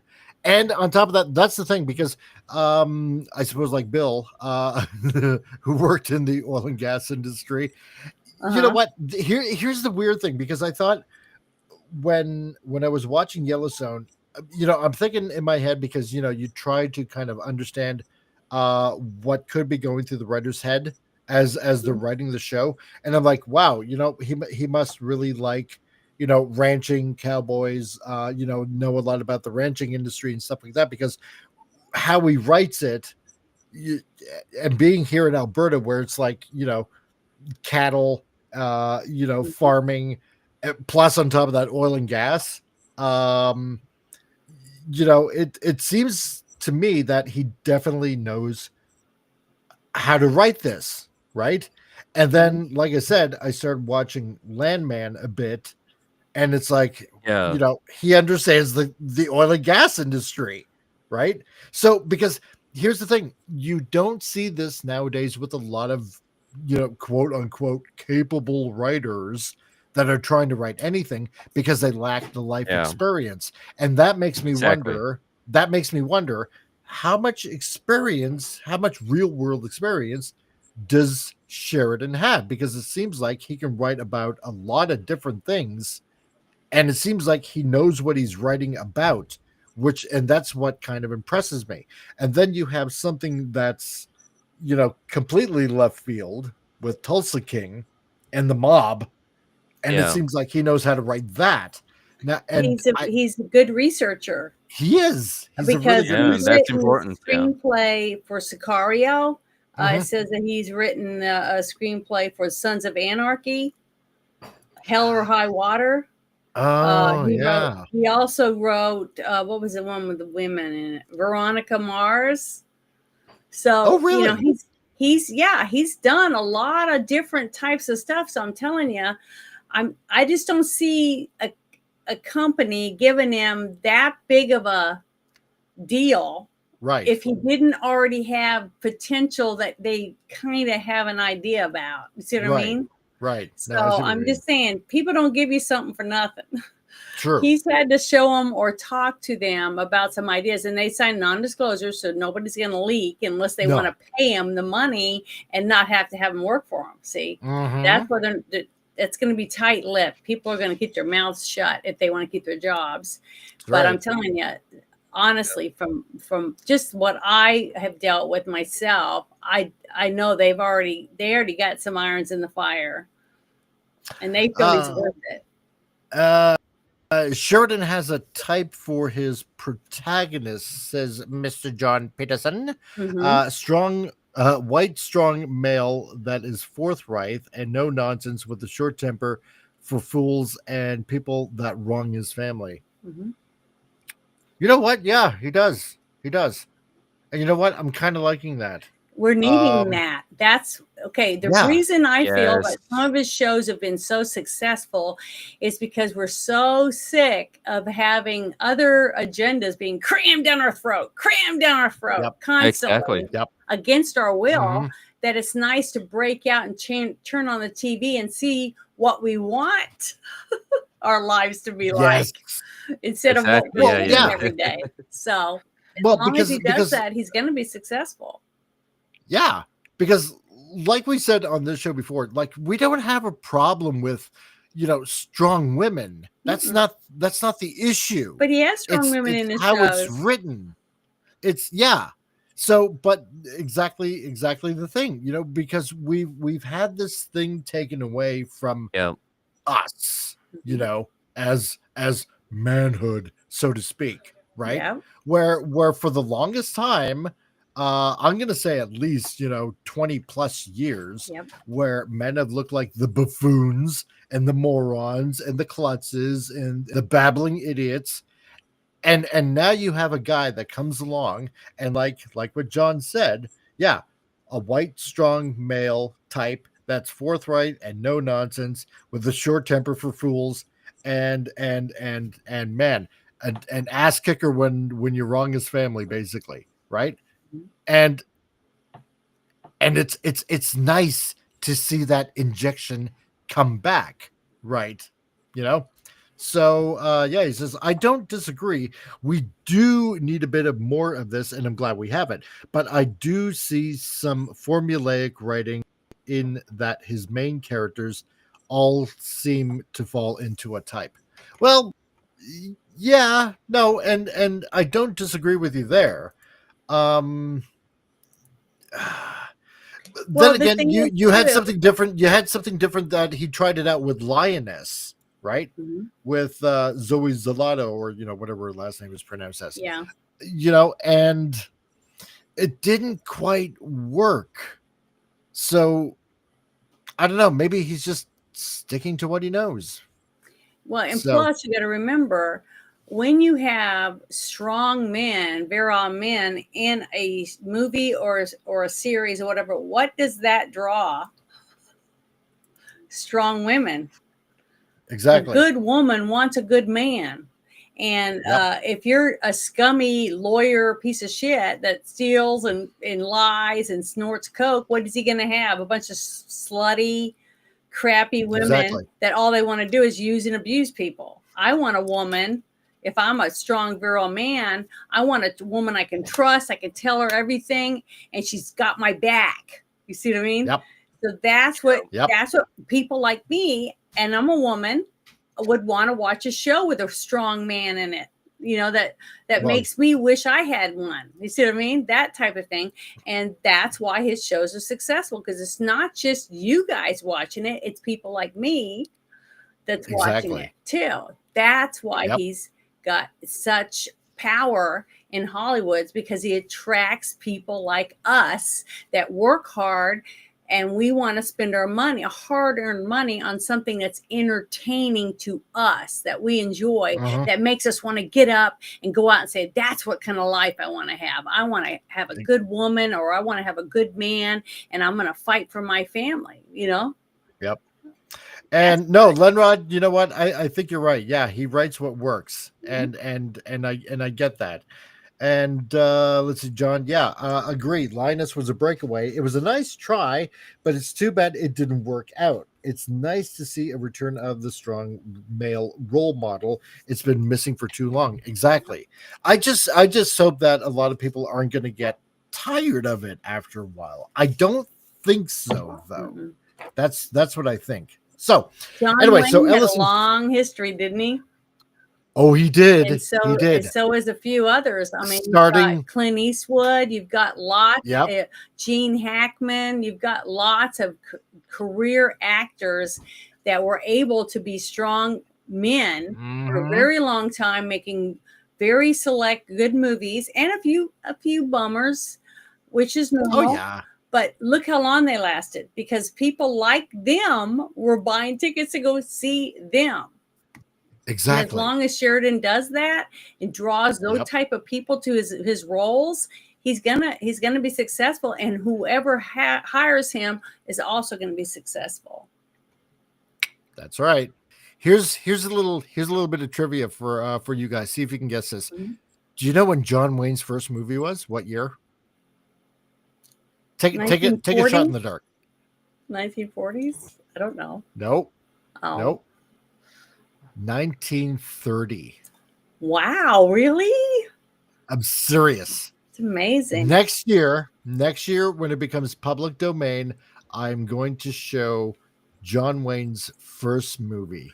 Wow, that'd be fun. So That's gonna be Oh, yeah. fun, yeah. that is going to be fun. You don't think 1930, but and that's what we're talking about. Very versatile type of actors and whatnot. That can play parts, and that people constantly go to see. Mhm. Like when you have people like John Wayne and the Dirty Harry type and stuff like that. I mean, come on. I believe it is. I believe his first movie was The Big Trail. I believe that was John Wayne's. Yeah, John Wayne's first movie, 1930, The Big Trail. So, if you want to look it up, it's a good movie. And next year, when it becomes public domain, this dude is going to be showing it on Mike's Movie Matinee. So, there you go, a little bit of so. Ellison further described Sheridan's content as the best in class, terming it as one of Paramount's core products alongside the NFL. That's actually some pretty high praise. So, despite the praise, Ellison and his management never made keeping the TV juggernaut at Paramount a priority. Instead, they embarked on a series of actions that made him uncomfortable. Sheridan, who was used to having his way with the previous management, especially on budgets and scripts, suddenly found resistance. So then, a few months later, came the news of Sheridan's exit from Paramount, first broken by Puck News, Matthew Bologna, who said that the money wasn't the main cause of the controversial divorce. Further details have since emerged, proving that the root of the disagreement that has ended Sheridan's tenure at Paramount's leading TV producer truly goes way beyond money. So, according to Deadline, Paramount Pictures co-chair Dana Goldberg rejected his script for Capture the Flag. The new regime also put his Nicole Kidman-led show Linus on the slate for cancellation. Well, yeah, because it just wasn't as good as a lot of people thought it was going to be, while making a different deal with the star for a new show behind his back. So Sheridan's upcoming show, The Correspondent, was also removed from the calendar, which with further rumors suggesting that Allison's management wasn't comfortable with the through-the-roof budgets of some of Sheridan's shows, something the previous regime didn't seem to mind. So it is kind of, well, it's about canceled shows and it's about money, Well, yeah. essentially, in a nutshell. How you get somebody like him with his potential to come to you if you don't give him something really grand, to show him we really want you. Yeah. We're going to give you all you need to make what we need to build our thing. I mean, look what they said he did. 800 million people. Is that what they said signed up for? Yeah. For Paramount. For Paramount Plus. Yeah. Okay. That's a lot of people worldwide. It is a lot signed of people. up. So 80 million new subscribers. Yeah. 80 million. That's what it was. Exactly. Yeah. I said 800, but I meant 80. But the thing is, that's all they want. They just want the chance to get one or two good hits out of them and to bring more people to their streaming program. But if they're smart, they'll listen to what he has to say.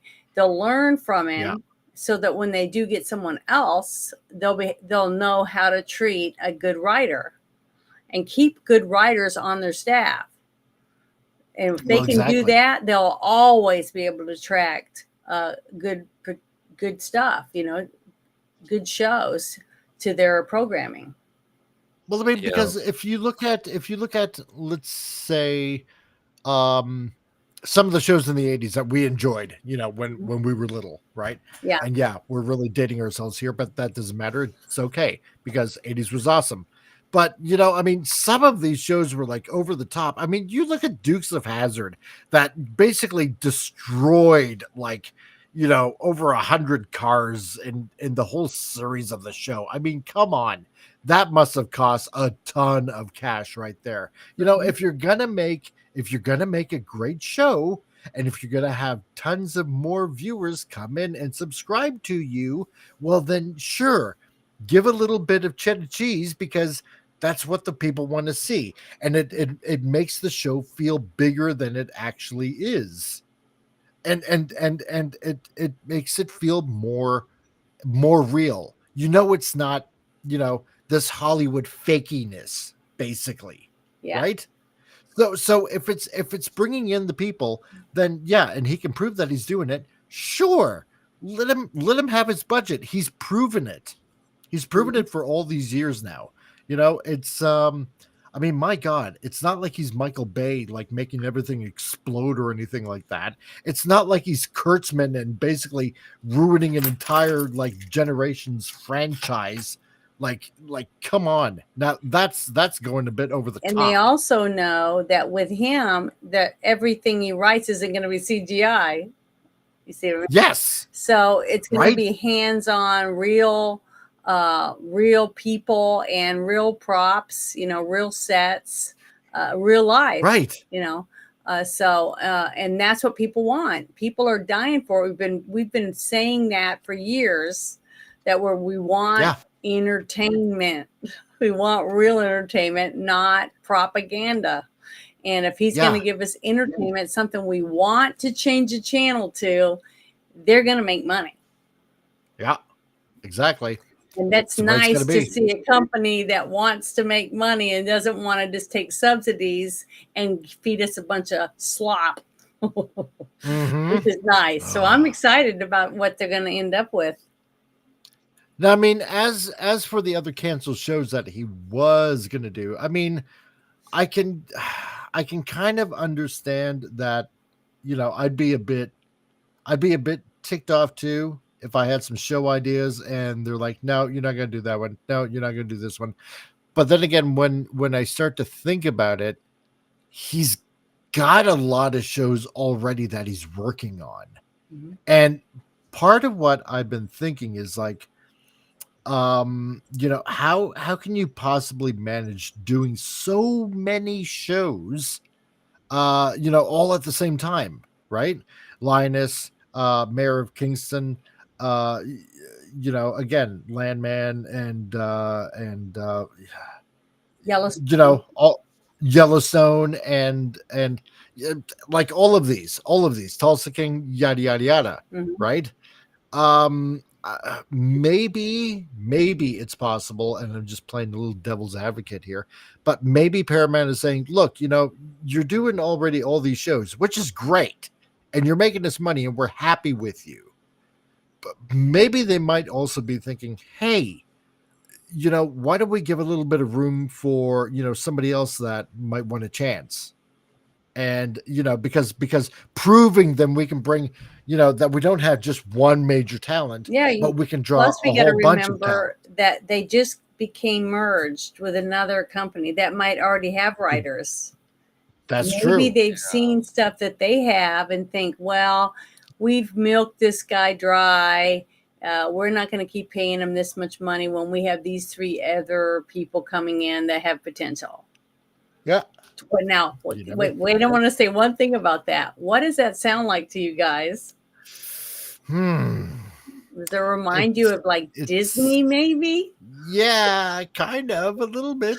Yeah. So I'm just saying, I'm just going to pay attention to the next couple of years about what Mhm. Paramount was and see what they have after. Not simply because he's leaving, but when you start stepping back instead Right. of stepping forward or just to the newer things, but keeping the good stuff that's already still going. Yep. That's when you start, cutting your own self off. I mean, that's what Disney did to themselves, and they haven't learned their lesson yet. They're still digging a hole, and it's their own fault. Because you want to remember the before and the after, right? Mhm. You definitely want to remember that now. Look at Doctor Who. Oh God, yeah. See? Yeah, prime example. What I'm saying is that you have a great story because it was successful. It has so many avenues of potential, but yet they won't listen to anyone. No. So this is what they get. And that's what Sheridan was trying to say before he left was, hey, if you guys aren't going to let me do what I do, I'm being smothered. I can't do what I know I have. Yep. Because you won't let me. So I'm just going to let you guys take what I got because that was in the contract, and I'm taking what I know I have with me. And that's what he's going to do. I'm taking my toys and leaving, basically. Yep. So here's Exactly. still here more. It says, despite commencing a spree of massive layoffs at Paramount since the takeover, Ellison's management has made a spate of high-profile acquisitions, which could rival Sheridan's position at the network. So the company paid a whopping $1.5 billion to South Park creators Terry Smith and Matt Stone. That's a ton of cash for a 5-year deal of exclusive streaming rights of the animated series. Other huge payouts include $7.7 billion to UFC, and an undisclosed amount for a 4-year deal of film and TV projects with the Duffer Brothers, who masterminded Stranger Things. That's kind of interesting. So with such acquisitions, Paramount most likely has the funds to match NBC's Universal's $1 billion offer to Sheridan to extend his time with them if they considered him a priority. However, Sheridan's bullish personality was always likely to rub shoulders with the new team, as they prefer to have more control over his projects. I get that. So now, Sheridan operates by a tough set of rules that have previously proved to be a stumbling block for those he works with. Including Kevin Costner, who had to prematurely cut his time on Yellowstone, and the former Tulsa King exclusive producer Terrence Winter, who left the show only to be rehired later. His my way or the highway principle includes a strictly hands-on operation where he personally pens every show he produces for Paramount. See, that's a lot of work right there. So he says, when I quit acting, I decide that I'm going to tell my stories my way, period. If you don't want me to tell them, fine, give them back and I'll find someone who does. Or I won't. And then I'll read them in some freaking diner theater. But I won't compromise, and there is no compromising, he said in a 2023 interview with THR. So, yeah. I mean, if you know you got the goods, then and you know that they know that you have the goods, then yeah. If you're proven talent, then sure. You shouldn't have to compromise, because once you compromise, most of the time it's kind of game over. Then it's like they win. They can do whatever they want. And it turns exactly what Disney has done. to crap. Yes. Because it's not the original character anymore. The character is gone. You've gutted it. You've taken out everything that everyone loved about it and made it into something else. And he knows that as a writer. Yep. So he knows that if they don't like what he has, he'll just go on. He has no problem saying, fine, I'll just go somewhere else because I'll find someone who will. And he knows he will. And he is. So, oh well, it's going to be their loss. That's how I see it. You know what? I'd be okay if he did go to NBC Universal, because it would definitely be better than going to Disney. Yeah. Yes, of course. Yeah, but I can tell you right now, Disney wouldn't hire him. Disney wouldn't pay him. They wouldn't pay him that amount of money. And the fact that they wouldn't hire him because of his point of view on characters, they will not, that they haven't gotten that low yet. They haven't gotten that desperate yet. Because they are too willing to say, we rather have a boy, a she-he, then we want a wheelbarrow man. Oh God, yeah. So that's why they wouldn't do it. They're not ready. Our Madman number 4, never let the executives tell the stories. No, exactly. And that's precisely what happened with Disney. It's basically the executive saying, no, we're going to be doing this and this and this now. And like for example, Kathleen Kennedy heading this film now.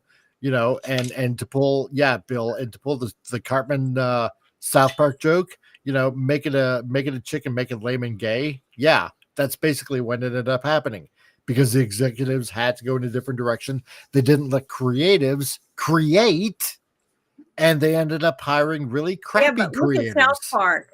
They have had control of their characters for all these years, and it's still a great show.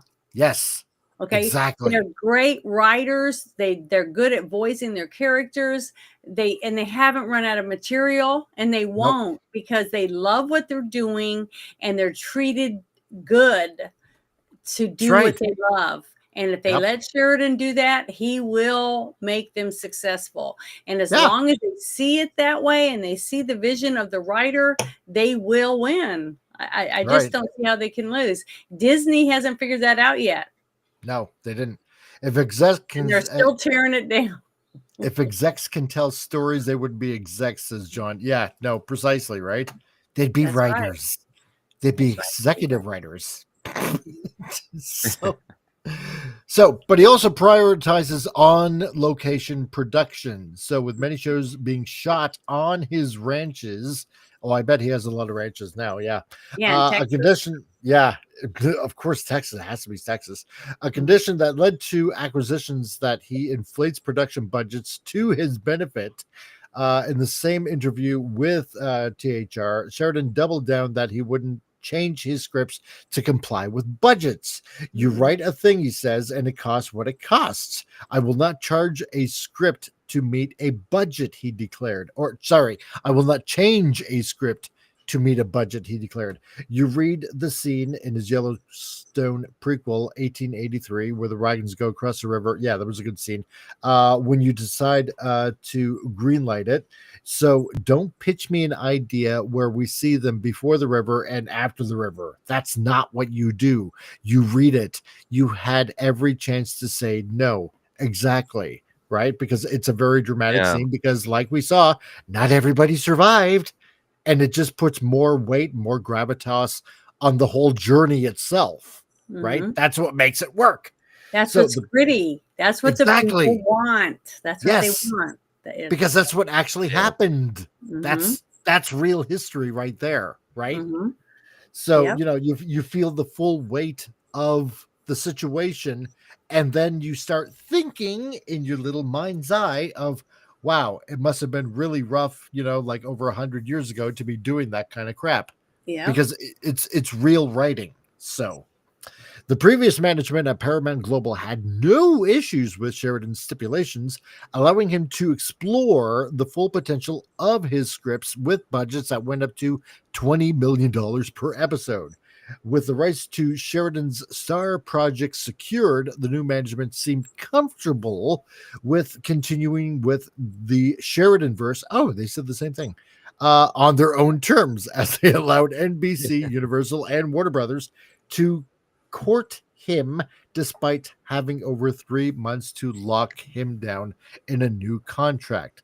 So, despite his time at the network redefining the golden age of TV forever, Mhm. Sheridan's exit still feels like a win for both the creator and Paramount. So the pay raise still marks a huge step up for Sheridan, whose journey as a writer was marred by financial struggles as he tried to get a home for his scripts after a tumultuous departure from acting. And still, the full impact of his exit likely won't be felt at Paramount until it is made official at the end of 2028. So again, we got a little bit of time.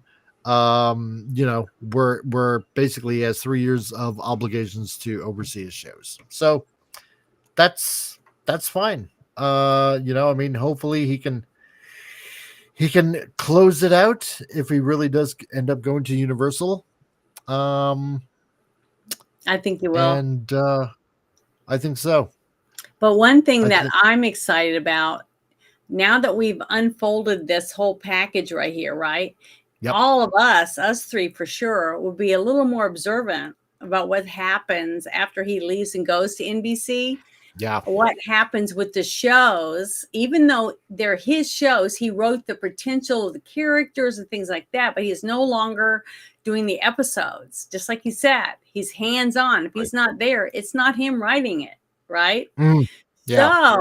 So we will get to see the progression from when he left to what it ends up at the end and see the difference between new writers and him. That's exciting because you know it's happening. See, and you'll be able to look for it. Oh yeah. And I'm not saying you're going to tear it up because we might say, you know what, this isn't a bad way they're going. See what I mean? Or we're going to say, Mhm. wow, we can tell a huge difference. See what I mean? That's going to be Yeah. exciting for me just to wait to see that. Yeah. It's the whole before and after thing. Exactly. It's Yeah. like, Jason, yeah, what do you think? Yeah, no, dude, I agree with all that, but unfortunately, I need to dip out. I'm suffering neck pain right now, so that's why I've Oh, not been talking a dude. lot. Okay. Well, you know what? Yes, We're pretty much at the end of the show anyway. So yeah. yeah, interesting things are afoot at the There's a lot of interesting things that is gonna Mhm. happen, and it's gonna be fun to see forward what's gonna happen with the shows and everything like that. Yep. So, well, then that being said, Jason, go ahead and plug the plugs that you need to plug. Yeah, you can find me on 540 Studio, our channel, where we talk about pop culture and other stuff too, like music and yeah, sometimes serious shows, sometimes not as serious, depends who the guest is. And of course, you can also find me here with Comic Relief Crusader, and you can also find me with Vinyl Revival sometimes when he does his Sunday shows. So I'm excited to try to come back there when he's going to do a show. Other than that, I've been working hard on a new album. It's gonna be the first band album with my wife. So currently, I'm going through our rewrite of "Broken Inside," our song. So been doing a lot of Ooh. vocals on that and trying to make it a little bit better and a little bit shorter because the original version was a little bit too long and kind of annoyed me a little. So trying to shorten it a little bit. And Really? yeah. It's like almost 5 minutes long, and that's kind of a little bit too long for a song for my taste. Oh. I don't make black metal like many of my other friends. Like their songs is like 12 minutes. Oh, well, damn, dude. Yeah, exactly. And no, if you ever need a film/video editor, I'm always up for hire. You can always find me on Facebook. Yes, I have that shitty place, but it's good to have for work and friends and family, especially when a lot of your family lives in the Philippines, because of my wife. Yeah, that would do it. Yeah. And you can find me on X, you can find me on Truth Social and Discord. And if you can't get a hold of me, you can always try to get a hold of my co-hosts and friends. And I do have a big announcement that I'm gonna do at some point. I'm not gonna do it right now, but it is something I've been working on, and I know comic, you know what it is. But Yes. yes, so really excited for that. So I'm waiting for some stuff to come to my home, to see stuff, in real life. And other than that, as I always say, just remember life's too short, make the most of it. And win this panel, we love you and appreciate you. And none of us could have been here today if it wasn't for all of you great people out there. Thank you for the love and support, and God bless you all. There we go. And yes, Jackie, thank you for still being here. It's quite amazing. No, I shouldn't say it's quite amazing. It's awesome, and thank you for the compliment. I really appreciate it. So, it's just the same wackiness that goes on this show every time. And to our guest, Janet, do you have anything that's going on your channel? Yeah. Tomorrow night I'll be doing a Halloween music, for on my Patreon only. For my guests on there.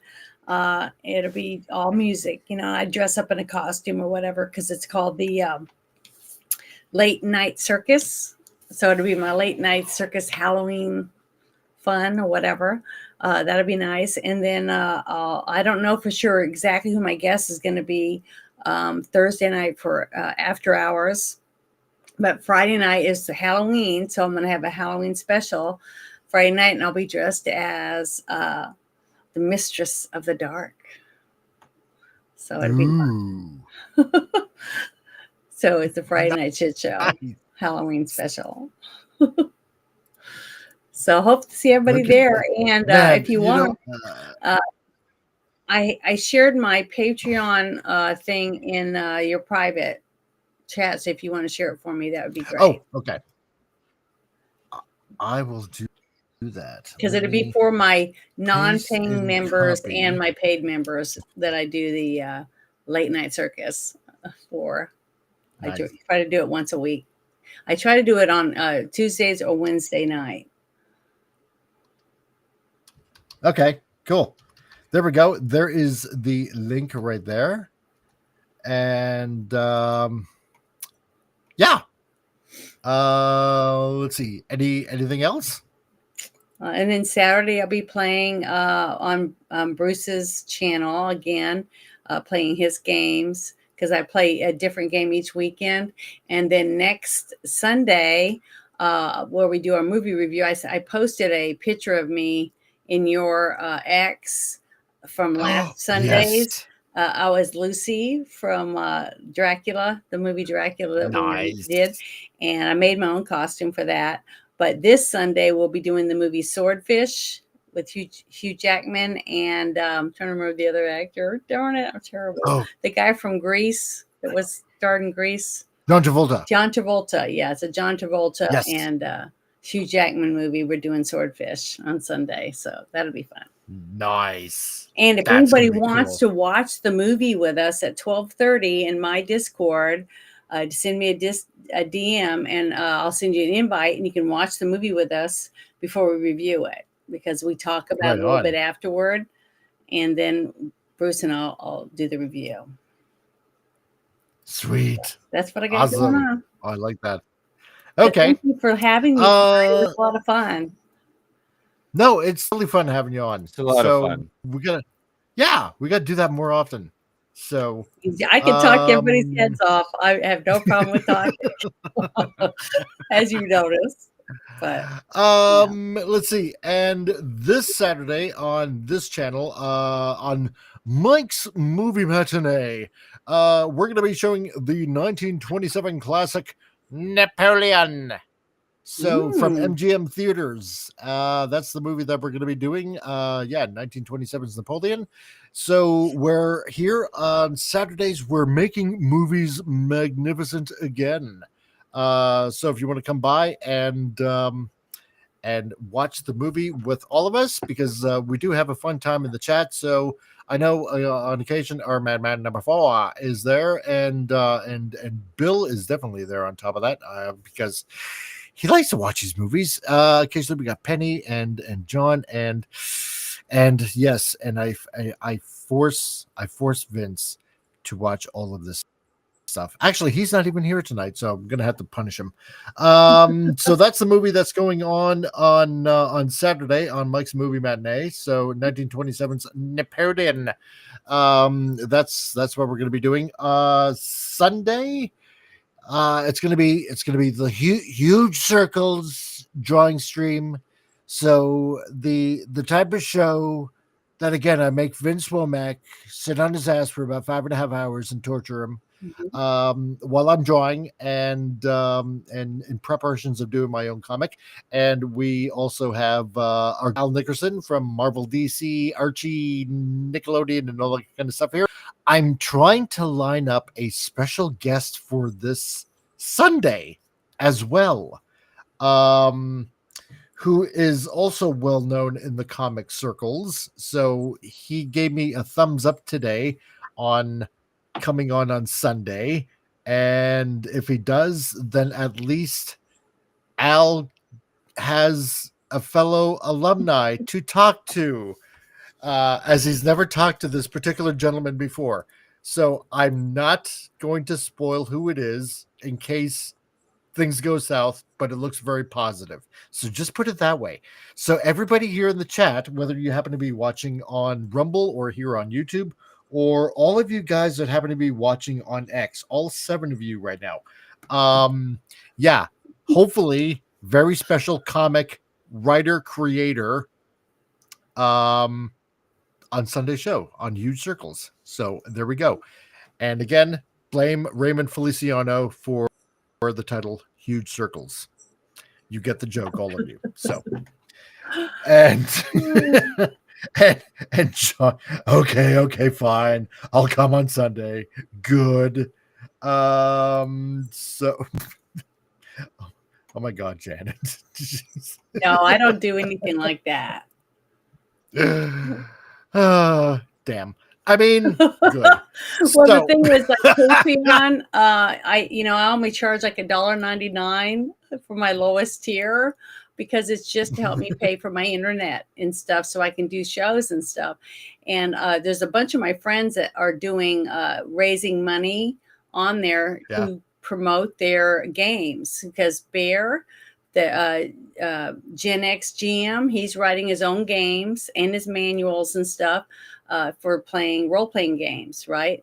And nice. I'm just doing it, I do special live streams for my members once a week, and then I invite them to my Discord, and you get to be in my Discord. That's one of the other things you get. And and I have personal interaction, talking and different stuff in my Discord with people. And then I also make special videos just for my Patreon members, different tiers. I make different videos.